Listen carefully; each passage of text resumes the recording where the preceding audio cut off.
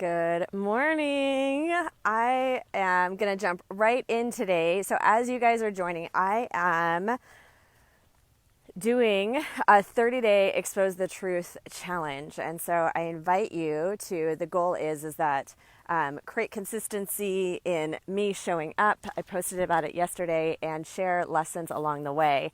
And so this was, I don't know what to expect, but today I am going to talk to you about it. The prompt is to talk to you about a childhood lesson.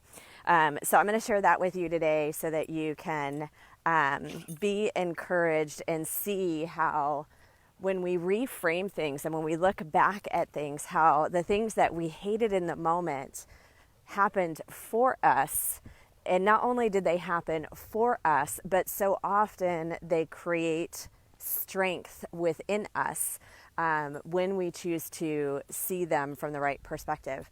And so the Exposure Truth Challenge is actually about writing and sharing consistently for 30 days on whatever platform. But I decided to jump on, and at least, I'm not going to commit to doing a video every day, but at least a few of them, because one of the goals is connection, and that's super important to me. And I know that video it's just one of the ways that I like to connect with others. So I would love to hear from you guys and let me know like what your childhood lesson was, or if you can relate to what I'm sharing today. So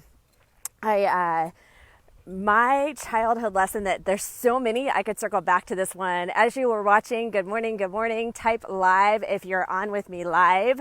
I don't know that I'm going to be seeing comments because Facebook's been wonky, but I will circle back, and I appreciate your love and your support, and I really want to build connection. So I really want to hear from you guys, and let me know if you can relate to this type of story, if you've ever had this experience and what you ended up maybe doing with it, or the meaning that you gave it.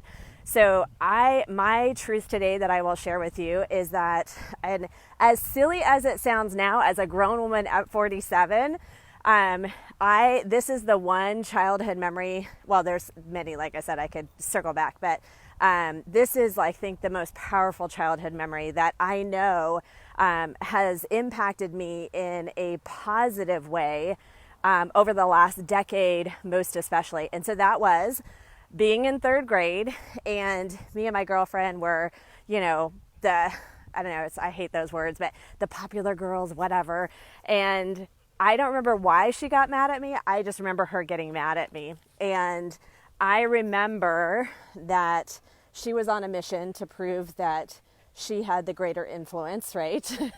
As a third grader, I didn't understand any of this, but hindsight being 2020, right, gives us a lot of knowledge to put into it. And she was right, apparently. And I remember, I still to this day can visualize, like when I was typing everything out, I still visualize the parking lot.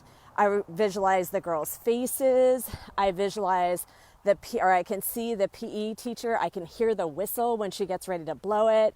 And so I'm a little older, y'all, but back in the day, we had actual PE. And one of the things that we had to do for a fitness test was count each other's reps for jump rope, right?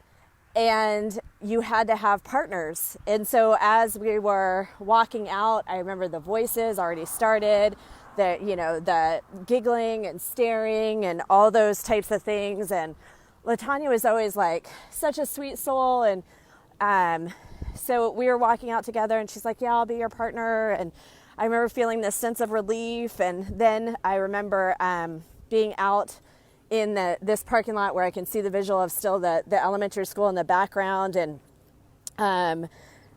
Amy got to her too, and they were snickering and all the things.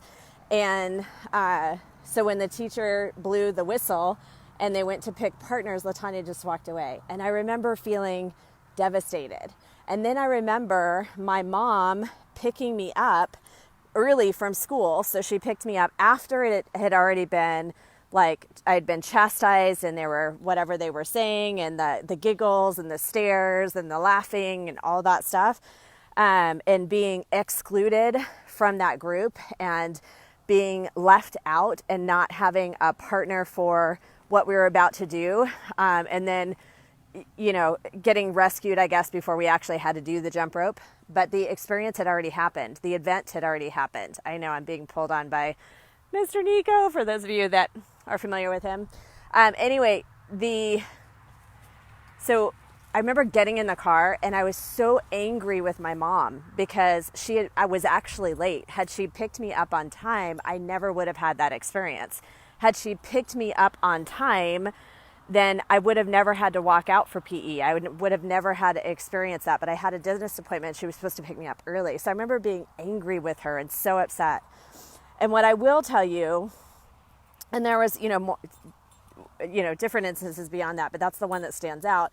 But what I will tell you is that experience was so powerful. Like, even as an example in general, I honestly always am in awe of people that remember all these details about their childhood. I really don't remember a lot about my childhood, but that event, early childhood, but that event I remember, and I remember in detail. But here's the thing. Hold on, cute Nico break. Here's the thing, is that had that not happened, then I would not have the experiential knowledge, that feeling, the emotion of being excluded, of being left out, of being, ridiculed and what have you. As a child, it's happened more than once since. But that is really what I know planted the seed for being so passionate about standing for women.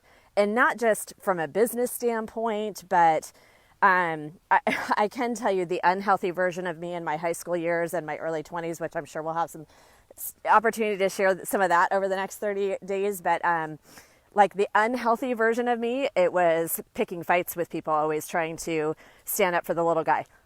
Ladies, I was the little guy. I didn't magically shrink in my 47 years. I'm still only 5'1.5". So thankfully nobody ever took me up on my big mouth.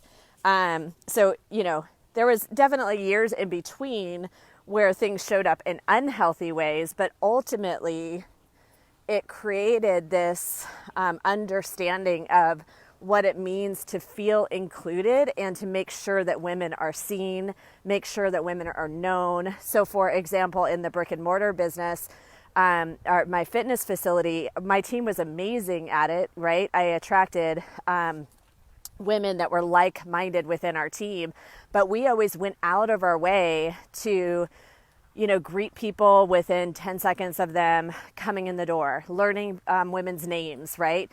Making sure that we know them and know stories about them, and or, the way we would bring a new person in and include them into the group, right? Or even now in social situations, I'm the one that is always recognizing if a woman is somewhat quiet. I'm also an introvert at heart. I don't want to go on that tangent, but I know this is really hard for a lot of people to believe, but I actually have learned to be extroverted because I realized, a decade ago when I decided to help other women, that I had to learn to be more extroverted and be outgoing if I was actually going to be able to help people, right? So I'm also that woman now that when I'm in a room, regardless of the social situation, I will rise up for other people. I will stand for other women.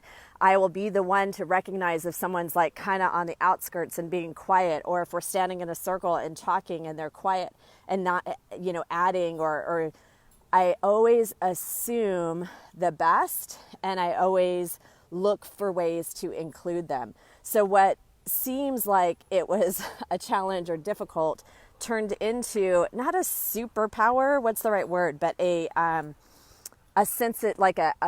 sensitivity from a position of strength, right? I'm very aware of energy and emotion from other women, and always look for ways to build them up, sincerely compliment, be inclusive, all the things. So that's my expose your truth for today. I am going to, sorry with the Nico pulling on me. So this is 30 days.